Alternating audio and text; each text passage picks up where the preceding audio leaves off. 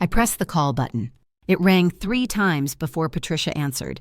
"Rachel," she said, already sounding irritated, "we're in the middle of photos. Can this wait?" "I just want to talk to Emma for a moment," I said. "I've been checking in." "She's fine," she snapped. "Everyone's busy." In the background, I heard a scolding voice, sharp, clipped, the kind that made children shrink. Then a muffled sound I couldn't place. My heart tightened. "Mom," I said, "is she with you? I'd feel better if I could hear her." "Don't start," she replied, her tone turning dismissive. "She got a little emotional, weddings overwhelm her. She needed a break." "A break where?" I asked. "You worry too much," she said lightly, in that polished voice she saved for making me feel unreasonable. "She's just sensitive. Let us handle her." That word, sensitive, had been used on me more times than I could count. Somehow, hearing it applied to my daughter made the air around me feel colder. "I still want to talk to her," I insisted. Patricia sighed loudly, the kind of sigh that was meant to make me feel like a burden. "I don't have time for this," she said. "We'll talk later." And she hung up. I stayed frozen for a moment, the phone still lifted to my ear, listening to nothing. When I finally lowered my hand, Mark was standing in the doorway, wrapped in a blanket, concern written across his tired face. "No answer?" he asked. "She picked up," I said. "But she wouldn't put Emma on. She said she was taking a break, but—" My voice thinned. It didn't sound right. Mark moved closer, placing a steady hand on my arm. "Tell me what you heard." "Voices," I whispered. "Someone scolding her. Or maybe someone else. I don't know, but it felt wrong." He studied me for a long second. "Rach," he said softly, "if your gut feels this strong, you don't ignore it." "I don't want to overreact," I murmured. "It's Melissa's wedding. Things get chaotic." He shook his head. "There's a difference between worrying too much and knowing when something isn't right. You know your mom. You know her patterns." I exhaled shakily. "If I go up there and everything's fine, I'll look ridiculous." "And if things aren't fine," he said gently, "you'll be glad you went." His words settled heavier than I expected. Sometimes clarity doesn't arrive like a lightning strike. It arrives like a quiet certainty pressing against your chest until you finally acknowledge it. "I'm going," I said.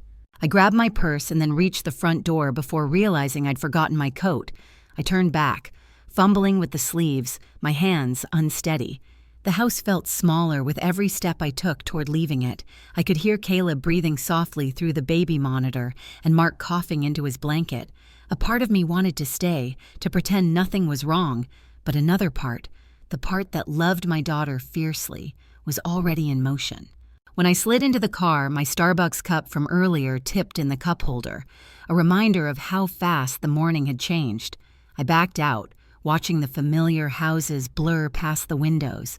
Kids rode bikes, someone walked a dog, a neighbor waved at a passing truck. Everything looked normal, and that normalcy made the dread inside me feel strangely louder. As I hit the highway toward Estes Park, the scenery opened up. Wide stretches of road bordered by tall pines, mountains rising in the distance like quiet witnesses. I kept the radio off. The only sounds were the engine and the faint click of the turn signal as I rounded each curve. My mind kept circling the same fear. Emma was small, trusting, eager to please. Too eager sometimes. Halfway there, with the mountains deepening into shadow, I whispered, "Please, let her be okay." It wasn't a prayer, exactly. More of a plea I pushed into the air and hoped would land somewhere helpful. By the time I reached the outskirts of Estes Park, my chest was tight enough that each breath felt shallow. The lodge appeared at the end of a long drive lined with spruce trees. Pastel-colored guests drifted toward the entrance, heels clicking on stone steps. Laughter spilled from the open doors, mixed with a DJ testing the sound system and the photographer calling out directions. Inside, the lobby buzzed with energy. Families greeting each other, bridesmaids adjusting their dresses, someone handing out programs. But Emma wasn't there. I scanned the clusters of people twice, then again, my pulse picking up speed. Finally, I spotted one of the bridesmaids, Kayla, standing near a vase of lilies. She looked startled to see me. "Hi," I said, trying to keep my voice steady. "Have you seen Emma?" Kayla bit her lip, eyes darting toward a side hallway. I think they moved her somewhere to calm down." My heart dropped. "Moved her where?" She didn't answer. She only looked away. Weddings are supposed to be loud, full of laughter and clinking glasses. So when I stepped off the busy lobby of the Estes Park Lodge and into the side hallway Kayla had pointed to, the quiet felt wrong. The music dropped to a dull thud. Doors lined the narrow corridor. Storage, staff only, bridal prep. A tired exit sign buzzed at the end. "Emma?" I called. "Sweetheart, it's Mom." My voice sounded too loud. No answer. I tried again. "Emma, can you call to me?" Only the distant bass of a song seeped through the wall. Kayla stood behind me, twisting her dress. "They had her back here earlier," she said. "She was kind of upset." "How upset?" I asked. She stared at the carpet. I heard raised voices. "Your mom said she needed to calm down. Melissa didn't want her crying in the pictures." Patricia's old lines surfaced. "If you can't be perfect, don't be in the picture." I'd learned to shrink myself around it. The thought of Emma hearing the same thing made my stomach knot. "Which room?" I asked. Kayla nodded toward a plain, unmarked door where a strip of light glowed along the floor. "I think that one." I started toward it, chest tight. I had just reached for the knob when a familiar voice cut through the air. "Rachel, don't start." Patricia stepped out from a side door, dress smooth, lipstick perfect. "Melissa is already keyed up," she said. "We don't need you adding drama." "Where is Emma?" I asked. Patricia's smile brightened. "She got worked up," she said. "Kept rubbing her eyes, messing up her hair. We told her to take a little break and settle herself, that's all." "A break where?" I said. "She was making it hard for the photographer," my mother replied. "You know how she is, crying over nothing. We just needed her to calm down." "She's 7, I said. "Being overwhelmed at a wedding isn't a crime." "Then she should act her age," Patricia snapped. "She was told what to do. She didn't listen. Actions have consequences, Rachel." Before I could answer, the rustle of heavy fabric announced Melissa. She came down the hallway in white lace, bouquet in hand. "Why are you back here?" she demanded. "We're losing light." "I'm looking for Emma," I said. "She was crying in every shot," Melissa said. "We retook the aisle photos twice. She kept wiping her face and clinging. The photographer said he couldn't fix it."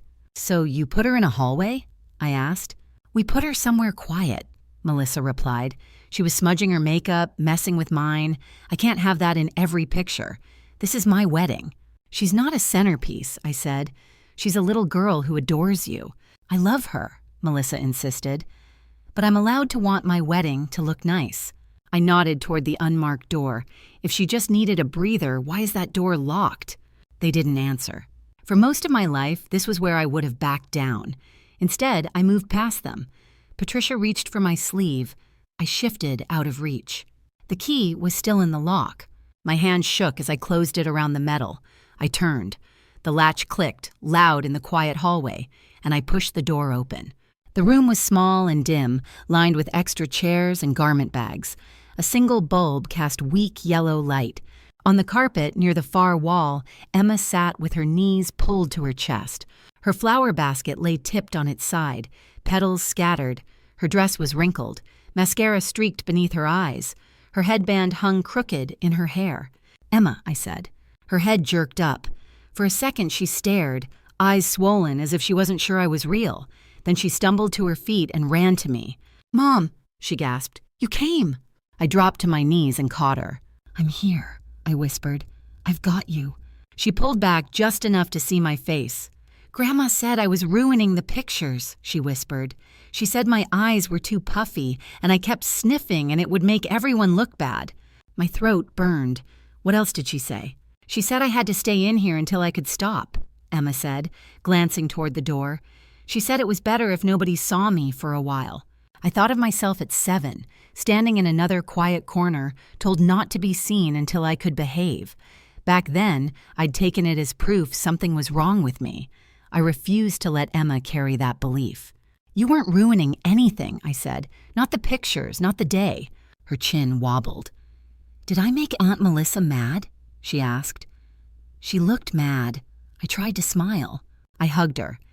"You didn't do anything wrong," I said. "Some people care more about how things look than how people feel. That's on them, not you." A voice cut across the room. "Are you finished now?" Patricia asked from the doorway. You barging in here only made her more upset. I turned, holding Emma. My mother stood with her arms folded. Melissa hovered behind her. You're overreacting, Patricia went on. She was having a short time out. You used to need those too. You turned out fine. I didn't, I said. I just learned to be quiet. Melissa lifted her chin. We were going to get her after the photos, she said. You don't have to act like we did something horrible. She's fine. A 7-year-old alone in a storage room is not fine, I said. You left her here while everyone else was eating and taking pictures. Patricia's mouth tightened. She wasn't in danger. Staff walk through here. You're taking this too far, like always. I looked at them, then at Emma's tear-streaked face pressed against my shoulder. For years, I had kept my head down to keep the peace. But peace that asks a child to believe she is a problem isn't peace. We're done, I said. Patricia frowned. Done with what? We're leaving. The drive home should have felt like escape. The mountains were behind us, the sky sliding into early evening, and Highway 34 curved down toward Fort Collins in soft, familiar bends. But every time I glanced in the rearview mirror, it felt less like we'd gotten away, and more like I was watching my daughter's innocence crack. Emma had fallen asleep holding the empty flower basket against her chest. Her fingers were locked around the handle, like she didn't trust the world not to take even that from her. Her pastel dress was wrinkled, the bow twisted, glitter dulled by the faint gray trails of dried mascara on her cheeks. The headband she'd been so proud of was slipping sideways into her hair. At a red light, I let the car idle and really looked at her.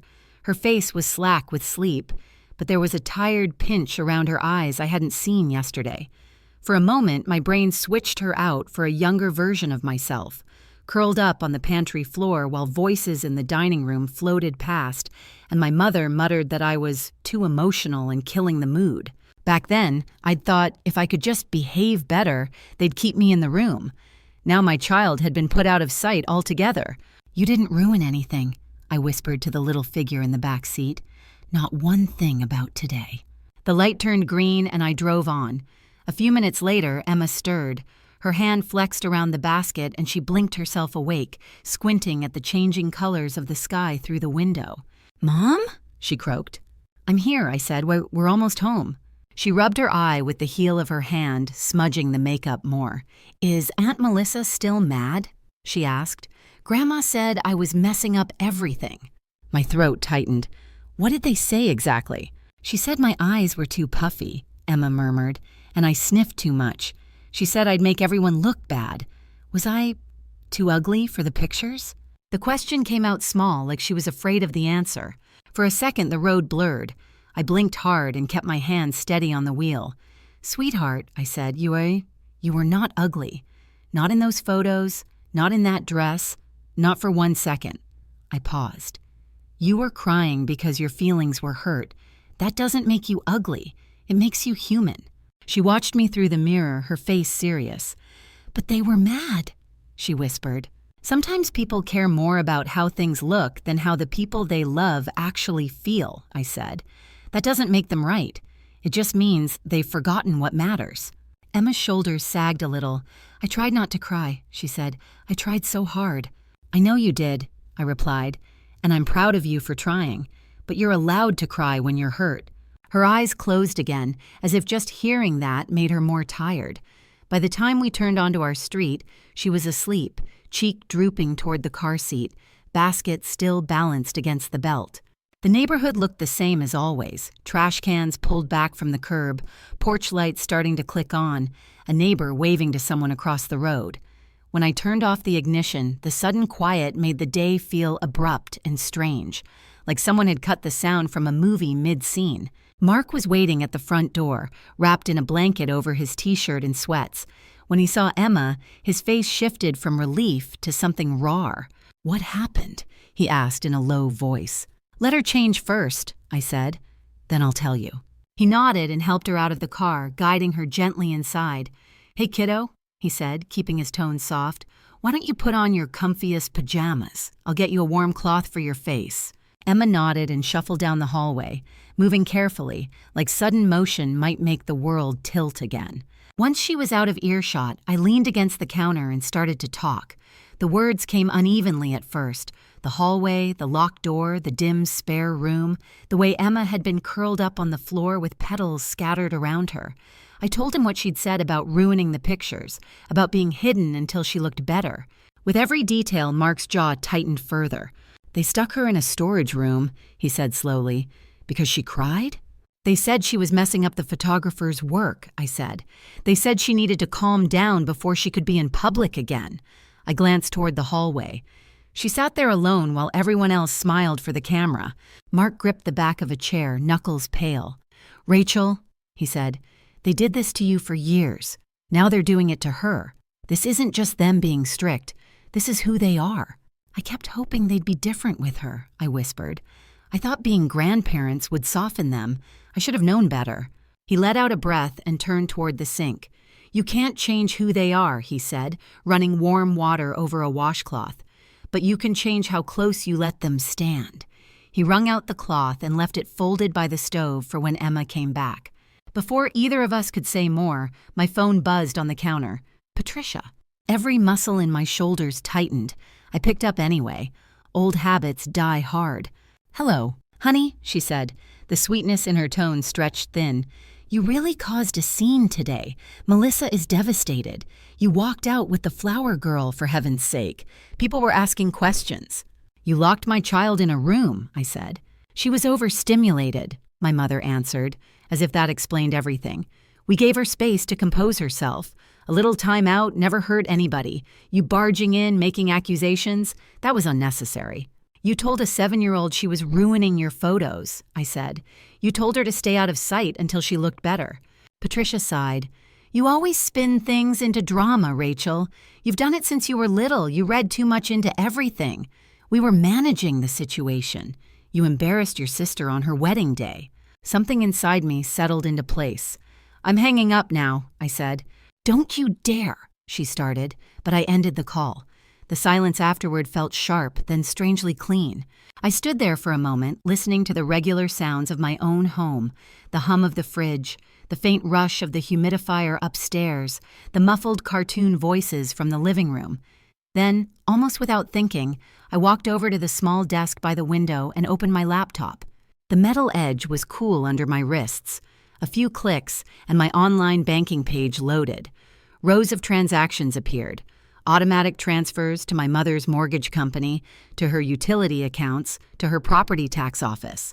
Smaller transfers labeled with Melissa's name, just this once, payments that had quietly turned into a pattern. 15 years of being the safety net. 15 years of telling myself it was normal to carry the extra weight because that's what family did. Somewhere in the back of my mind, my dad's voice came back to me, gentle and firm at the same time. Numbers don't lie, kiddo. He'd said it over kitchen table math homework, but it applied just as well here. Mark came to stand behind me. What are you doing? He asked softly. Looking at all the ways I've been paying to stay tied to people who don't care if they hurt us, I said.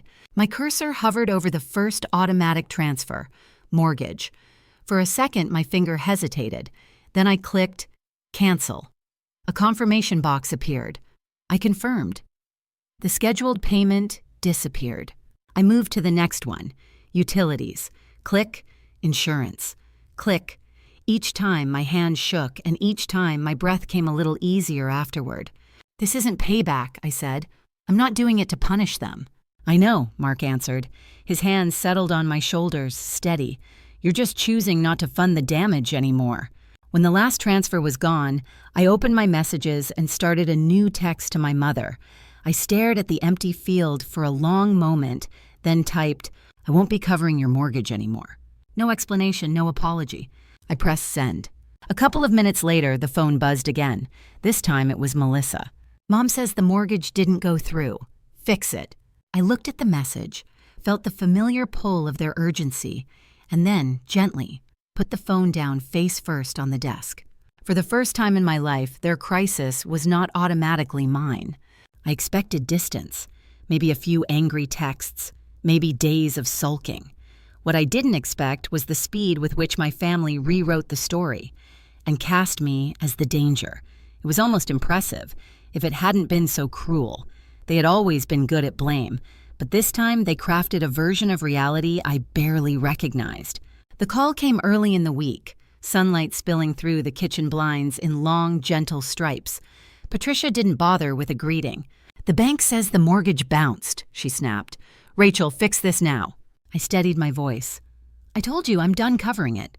"You can't be serious," she said, sounding offended by the idea of my independence. "All this over a child throwing a tantrum?" My stomach twisted. "She wasn't throwing a tantrum. You locked her in a room." "You're being dramatic," she replied sharply. "Emma was overstimulated. We gave her space to compose herself. You should be thanking us." "For what?" I asked. "Teaching her she's only welcome when she's perfect?" Patricia exhaled loudly, the way she used to when I was a kid, and she wanted me to feel small. "You always ruin things, Rachel. Now you're ruining your mother's life, too." I ended the call without another word. Barely 5 minutes passed before Melissa texted, "Mom's crying herself sick. You better apologize." Then another, "You ruined my wedding." Then, "We're all talking about this. You look unhinged." I stared at the screen until the letters blurred, then set the phone down and walked away from it. By Tuesday afternoon, the whispers began. Aunt Karen called with her hushed, syrupy concern, the tone she used only when she was thrilled to be in the middle of drama. "Sweetheart," she began, "we've heard Emma hasn't been eating properly. Are you overwhelmed, dear?" I nearly dropped the phone. "What are you talking about?" I asked. "Well," she continued, her voice softening even more, "Patricia mentioned you sometimes withhold meals for discipline." "I have never done that," I said, heat rising in my chest. "Ever." "Oh," Karen replied quickly, "I must have misunderstood. People are just worried. They said Emma seemed withdrawn after the wedding. And then there was that comment about you isolating her in her room when she misbehaves." "That is a lie," I said. My hand was shaking. "Where did you hear that?" "I'm not naming names," she said briskly, "but we only want to help." I hung up before she could dig the knife in deeper. That night, I told Mark, though the words felt foreign in my own mouth.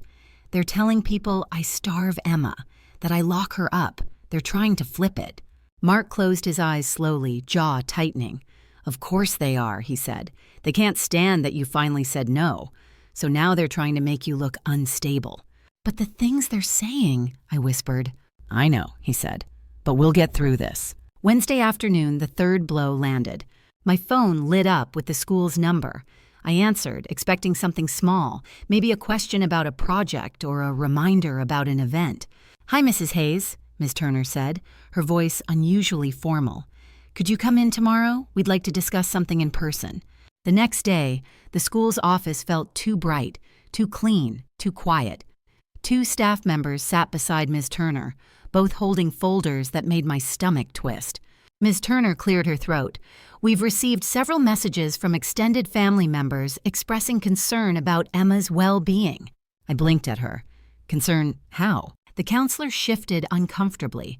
"Reports say she hasn't been eating regularly, that she may be isolated as punishment, and that she returned from a family event appearing unusually distressed." For a moment, the world tilted, not violently, but with a slow, sickening slide. My mouth went dry. "None of that is true," I said, "not one word." Ms. Turner nodded gently. "We aren't accusing you of anything, but we're required to follow procedure. Because multiple reports came in, we must notify Child Protective Services." My breath caught. "You're calling CPS?" "It's just protocol," she said softly. "This doesn't mean anyone believes the allegations." But it didn't matter. The process had begun. I don't remember the drive home, only that I walked into the house numb, like my body had left before my thoughts caught up.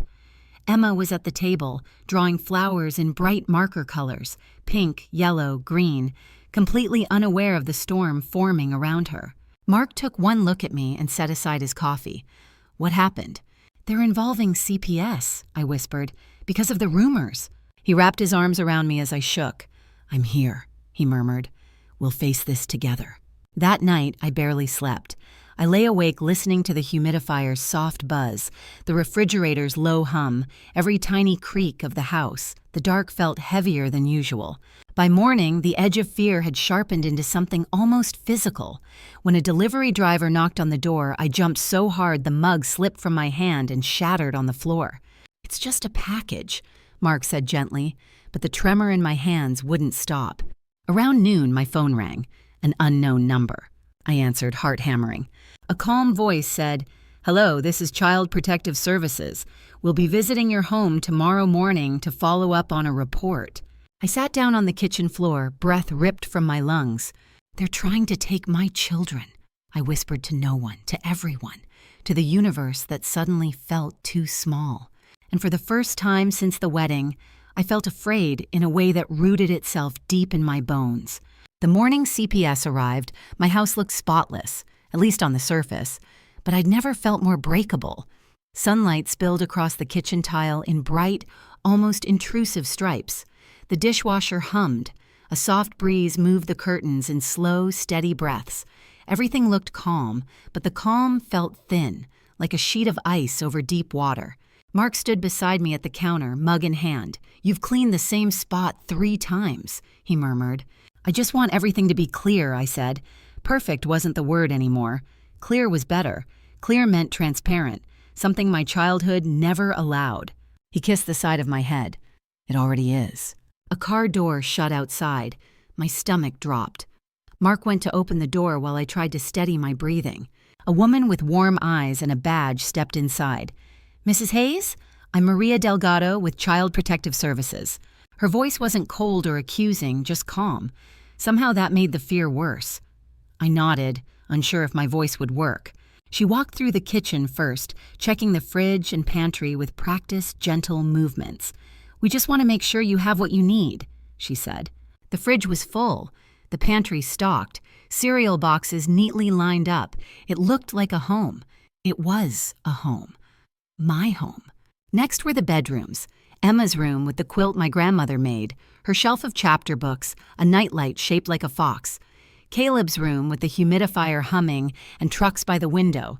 Miss Delgado noted the bedding, the soft blankets, the safe space. "So far, everything looks good," she said. My knees nearly buckled in relief. We returned to the kitchen for questions. She asked about routines, meals, school, how Emma behaved after the wedding. She was quiet, I admitted, clingy. But she shouldn't have to be this resilient. Ms. Delgado nodded. "Thank you for being honest." Then came the part I'd been dreading. "Could I speak with Emma alone for a few minutes?" I called my daughter from her room. Emma came out in her pastel t-shirt, hair in a loose braid, eyes curious but calm. "It's okay," I said softly. "Just answer truthfully." She nodded and followed Ms. Delgado down the hall. Mark and I sat in silence, the seconds stretching so thin they felt like they might tear. When Emma returned, she immediately went to her markers, humming to herself like nothing had happened. Ms. Delgado sat again, her expression thoughtful. "Emma told me," she said, "that her grandmother put her in a small room at the wedding because she was crying, and she was told she'd ruin the pictures." My throat tightened. "She also said she always has food at home, that you talk with her when she's upset, and that she feels safe with you." A breath I hadn't realized I'd been holding finally escaped. "I do need to look into the relatives present at the wedding," she added. "You mentioned an aunt and uncle who witnessed part of it?" "Yes," I said. "Denise and Ron, they saw her crying in the hallway." She made a note. "Thank you. Based on what I've seen today, I don't have immediate concerns." Her calm certainty washed through me, warm and steady. 2 weeks later, a thin envelope arrived in the mail. I opened it with shaking hands. Following our assessment, no safety concerns were found. Case closed. I slid to the kitchen floor, tears dropping onto the paper. Mark joined me, pulling me into his arms. We sat there for a long time, letting the relief settle into the corners of our bones. That night, I opened the family group chat. My fingers didn't tremble this time. I wrote everything. What happened to Emma, what Patricia and Melissa did, the lies they spread, 15 years of financial support I'd carried alone. And finally, if the lies continue, my attorney will proceed. I hit send. One by one, relatives left the chat. No dramatic exits, just quiet decisions. The only names left at the end were Patricia and Melissa, tiny dots blinking as they typed into a silence that no longer sheltered them. A year later, life wasn't perfect, but it was ours. Patricia lost her house. Melissa drifted from her to protect her own image. Our home grew lighter, happier, filled with small moments that didn't require holding my breath. One warm evening, string lights glowed in our backyard as Emma and Caleb chased bubbles across the grass. Emma ran up to me, holding a new drawing, white daisies with a bright yellow center. "Mom," she said, breathless, "I made this for the fridge." "It's beautiful," I told her. She studied my face, then asked softly, "We're safe now, right?"